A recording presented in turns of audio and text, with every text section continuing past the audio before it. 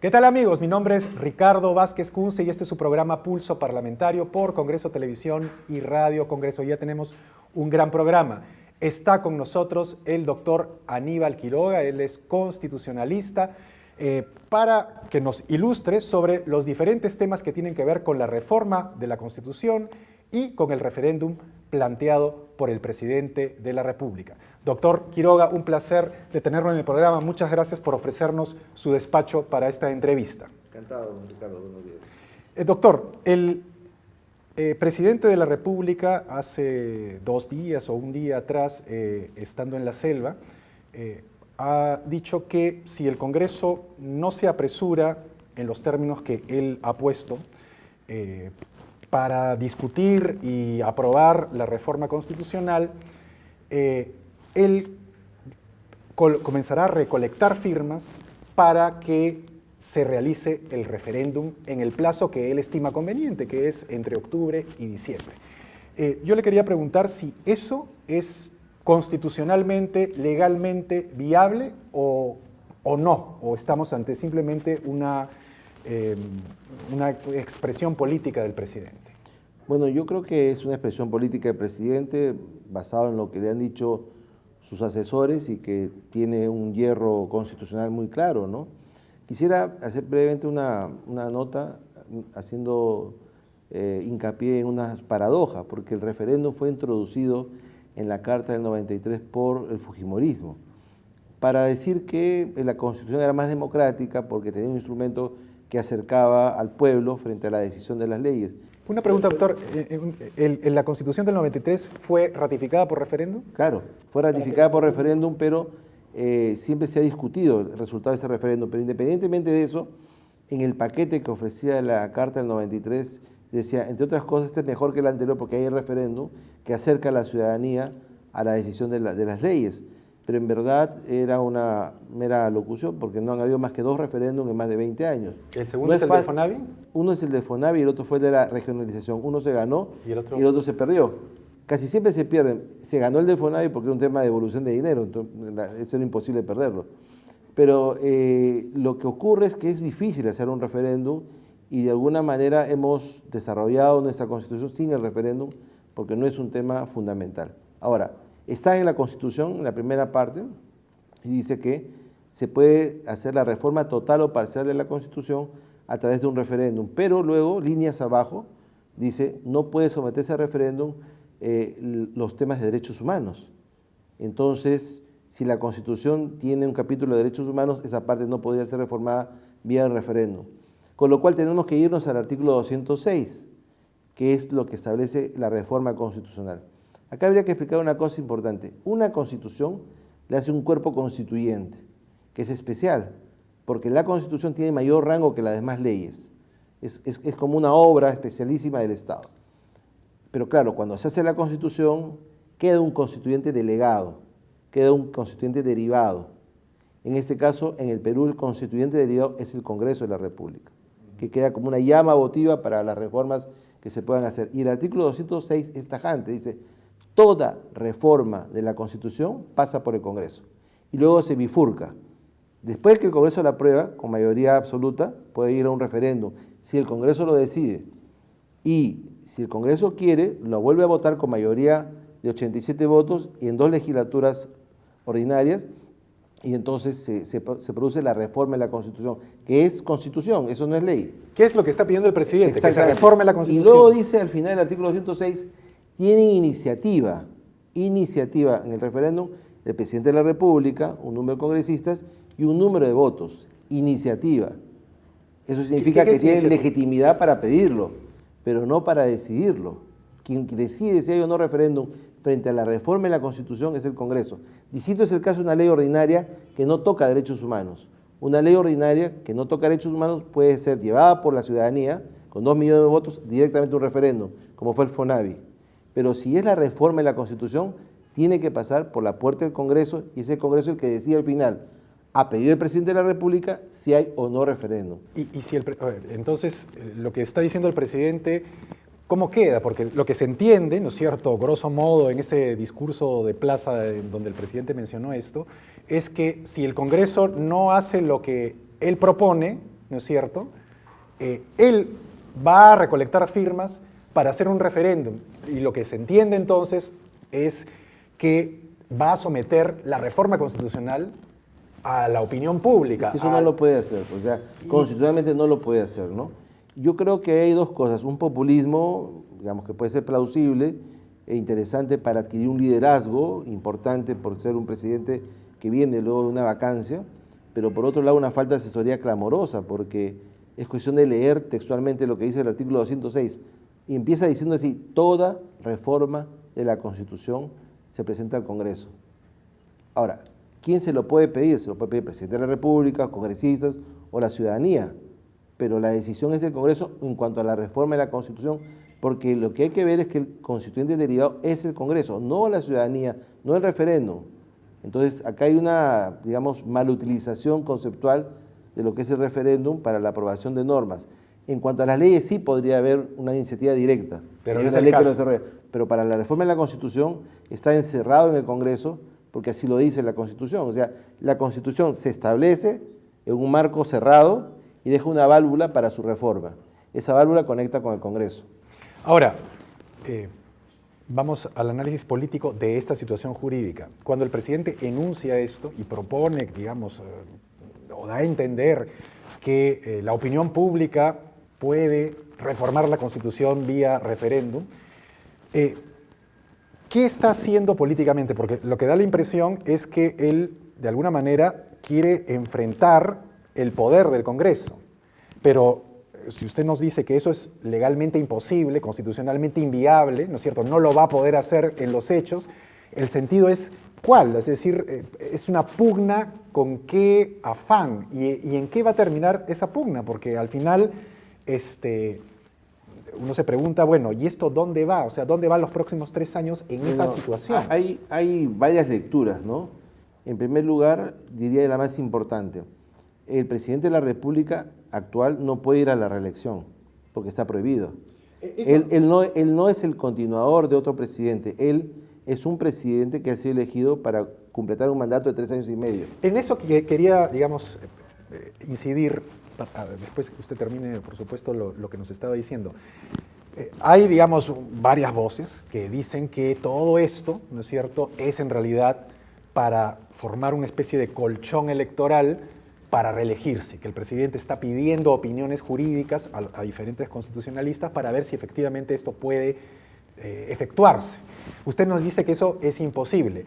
¿Cuál es la diferencia, por ejemplo, entre nuestra Constitución y la Constitución americana? Porque, por ejemplo, cuando murió el presidente Kennedy, en su mandato de 4 años, lo sucedió Lyndon B. Johnson. Y Lyndon B. Johnson se presentó para un primer mandato para presidente de los Estados Unidos entre el 64 y el 68, donde decidió no volver a reelegirse, porque hubiera podido volver a reelegirse. Dijo que no, era la primera vez que un presidente de Estados Unidos no postulaba una reelección. Entonces, ¿cuál es la diferencia entre nuestros dos? Bueno, es interesante la pregunta, Ricardo, porque en la Constitución americana original el mandato era de 5 años y no había límite de reelección. De hecho, el presidente Roosevelt estuvo 4 periodos. Y justamente a raíz del caso de Roosevelt, que estando ya muy anciano y lisiado, era poliomielítico, que le coge la Segunda Guerra Mundial. Y no termina su mandato. No termina su mandato porque se muere, pero además el sistema político acusa que ya era una persona muy mayor para tomar decisiones tan importantes como los Estados Unidos durante la Segunda Guerra Mundial. Y no es sino a su muerte que el presidente Truman toma otro tipo de decisiones y la guerra acaba como sabemos que acabó. Entonces, después del mandato de Truman, se hace una reforma en la Constitución americana a través de una enmienda y se dice lo siguiente: solamente puede haber una reelección, el mandato se reduce a 4 años y se establece la siguiente cláusula: si el presidente en funciones ha estado por más de 2 años, se considera un periodo y por lo tanto puede ir a una reelección. Si el presidente en funciones ha estado menos de 2 años, no se considera un periodo presidencial y por lo tanto puede ir a una primera elección y a la reelección. Diríamos que como máximo el mandato presidencial en Estados Unidos puede tener 10 años y como mínimo 6 años, ¿no? Esa cláusula en el Perú no existe. Lo que hay que hacer es una cláusula absoluta. El presidente no puede ser reelegido. ¿Pero por qué no puede ser reelegido? No porque sea un mal líder, no porque sea un buen líder, no porque se le quiera castigar, porque en América Latina tenemos mucha experiencia de lo que es el uso y abuso del poder para ganar elecciones. Es decir, un candidato no puede estar de presidente de la República y candidatear al mismo tiempo. Y la experiencia mexicana fue absoluta, 40 años de un presidente en funciones. Por eso es que en México existe la cláusula sufragio efectivo, no reelección. Entonces, si el presidente Vizcarra está en funciones, no puede ser candidato. Eso es lo que dice la Constitución. Ahora, si él quería ser el sucesor de Kuczynski, el tema ya no lo ha podido, ya no se puede hacer porque ha reemplazado a Kuczynski y es el presidente, y el presidente en funciones no puede ser candidato. Además, digamos, en cuestión de tiempo, él tendría más años que Kuczynski en el mandato. Por supuesto. Entonces, esa es la situación. Ahora, siempre estas cosas son opinables y vamos a encontrar tantas opiniones como personas se le consulte, ¿no? Y sobre todo, cuando uno está en el poder, escucha lo que quiere escuchar y no lo que no quiere escuchar, ¿no? El problema entonces es que creo que eso es lo que está en el telón de fondo. En el segundo lugar, el presidente sabe que si al final no se hace referéndum, le va a echar la culpa al Congreso. Yo lo quise hacer, el Congreso no quiso, ¿no? Y saldrá políticamente indemne en su cálculo de que esto ha sido así. Y en tercer lugar, yo creo que efectivamente él quiere la reforma política, ¿no? Es un tema que la izquierda también quiere una asamblea constituyente, digamos, hay mucha gente que desea hacer reformas políticas y de alguna manera puede ser que esté empujando a que el Congreso acelere el paso respecto de eso. Entonces el Congreso tenía que entender que él es el dueño de la pelota constituyente y que por lo tanto cualquier reforma tiene que hacerse a partir de ellos y ellos son los que tendrán que tomar esa decisión. Para hacer la reforma con un referéndum en el Congreso requiere mayoría absoluta, 66 votos. Para hacerla en 2 legislaturas requiere 2 votaciones de 87 votos y evitamos el referéndum. Pero una reforma constitucional es muy complicada. Por ejemplo, yo soy partidario de la bicameralidad y quiero la bicameralidad, pero el proyecto de reforma presentado para la bicameralidad reforma casi 60 artículos de la Constitución.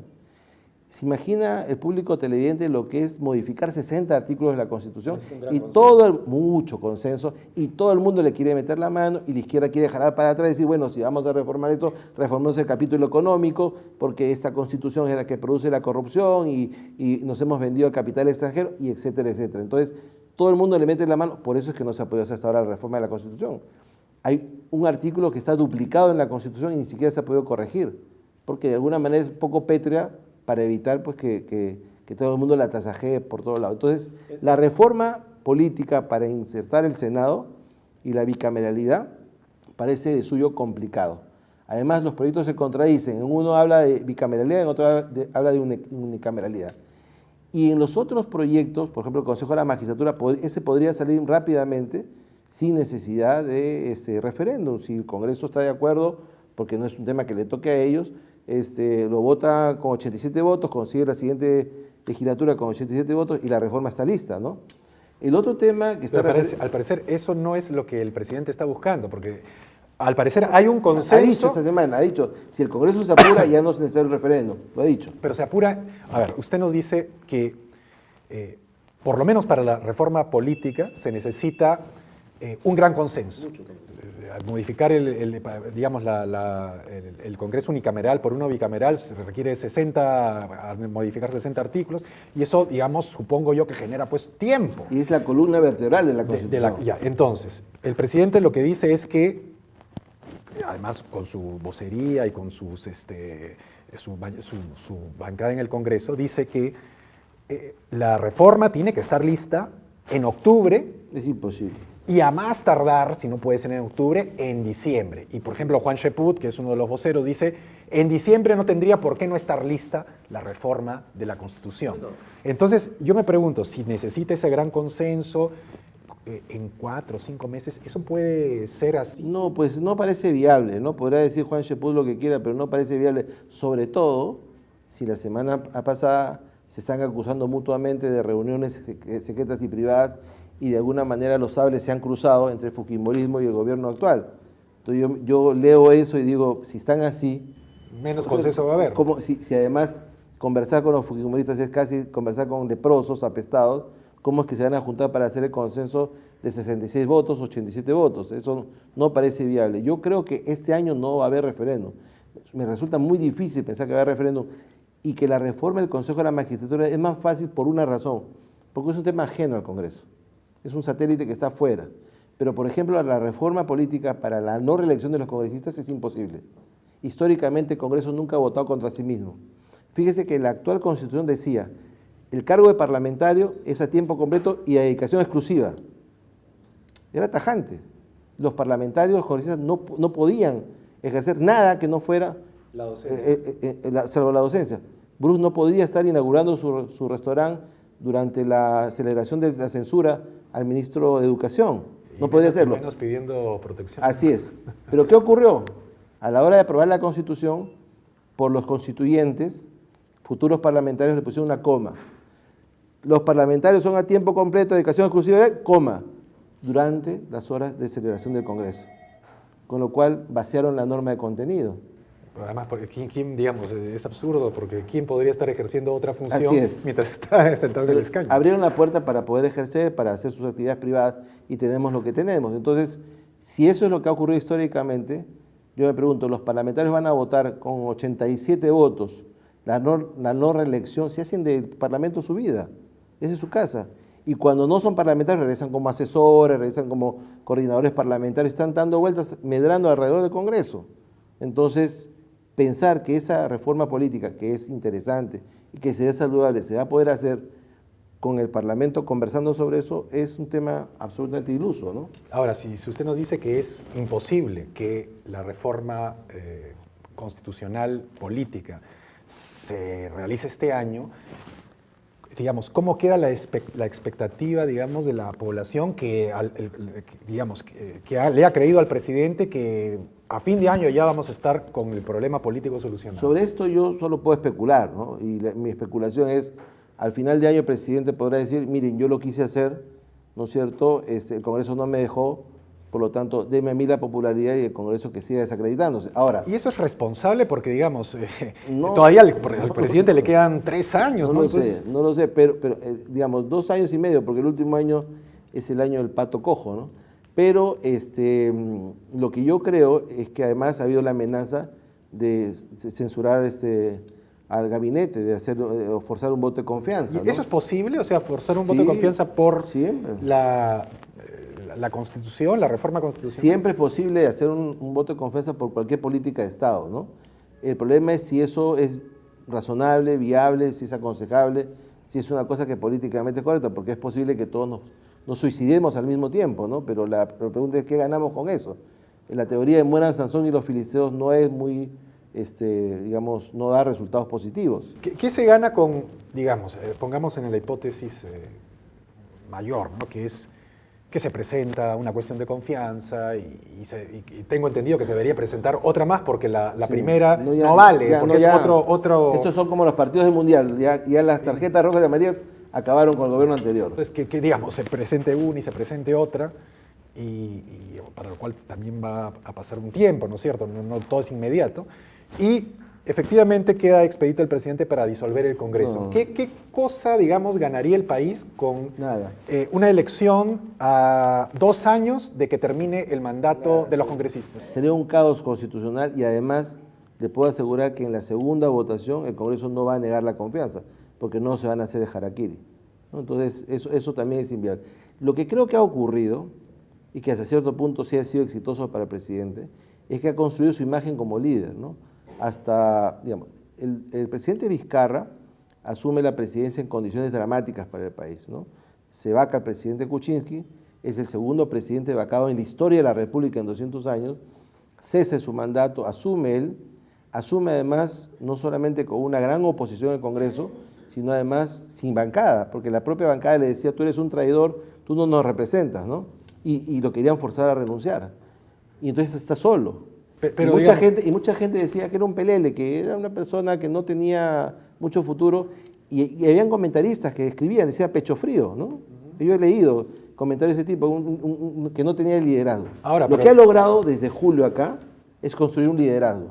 Él es el líder. Popular. Liderazgo como presidente. Él es el líder, es el jefe de Estado, él tiene la iniciativa, equivocado o no, iluso o no, él está bajo el comando, ha logrado poner atrás de suyo a la bancada, en gran mayoría, ya tiene bancada y se enfrenta a la oposición. Entonces, ¿qué ha hecho del 28 de julio para acá? Construir su imagen de liderazgo y ser verdaderamente presidente de la República que maneja las riendas del poder. Ahora, si eso lo lleva a la meta, o lo lleva al barranco, o lo lleva a la arena movediza, y eso es otro tema. Pero no queda duda que de julio acá, su imagen como estadista se ha reevaluado de ser un presidente pelele, sin bancada, sin ser querido, ¿no es cierto?, pecho frío, a ser una persona que es un 9 jugando en la cancha con gran actividad. Ahora, la oposición que usted dice no era tan oposición, es decir, porque era como que si hubiese habido un enroque, ¿no es cierto? Su bancada, que era mínima, era la que lo atacaba al principio. Sí. Le decía traidor, renuncia. Y más bien la bancada mayoritaria era la que le había tendido la mano y la que le había proporcionado, digamos, cierto sustrato parlamentario para que termine su mandato. Pero por eso mismo decían pues, que estaba sujeto a la mayoría fujimorista, ¿no? Y ahora lo que ocurre es que se ha sacudido de esto, aparece enfrentado a la mayoría fujimorista y por lo menos tiene un poco de bancada, pero sí mucho liderazgo, ¿no? Entonces la gente que decía antes era pecho frío dice ahora efectivamente el presidente Vizcarra está en las riendas del timón y tiene iniciativa. Nadie se da cuenta que, por ejemplo, una de las leyes que ha presentado, me tocó exponer el otro día en la Comisión de Educación, es un proyecto de ley desencarpetado de la presidencia del Consejo de Ministros, de un proyecto de decreto legislativo que nunca se aprobó y lo presenta como una gran iniciativa, ¿no? Pero y hay mucha improvisación y le falta mucha asesoría. Pero el liderazgo político sí lo ha podido capitalizarlo. Ahora, ¿cuánto de esto va a poderlo seguir manteniéndolo después de fin de año? Esa es una incógnita, ¿no? Me parece que él tendría desde ahora que renunciar a pretender ser candidato presidencial, porque es un tema que va a lastrar el gobierno. En el caso de Humala hemos visto que los afanes por la reelección presidencial no está en agenda. Directo o indirecto le costó muchísimo políticamente, ¿no? Ese tema hay que zanjarlo desde ya. Él cumple su mandato y tiene que ser la mejor presidencia que quepa en el tiempo que le queda. Doctor Quiroga, ha sido un placer tenerlo en el programa. Muchas gracias por su cordialidad. Amigos, no hay tiempo para más. Conmigo será hasta una siguiente emisión de Pulso Parlamentario por Congreso Televisión y Radio Congreso.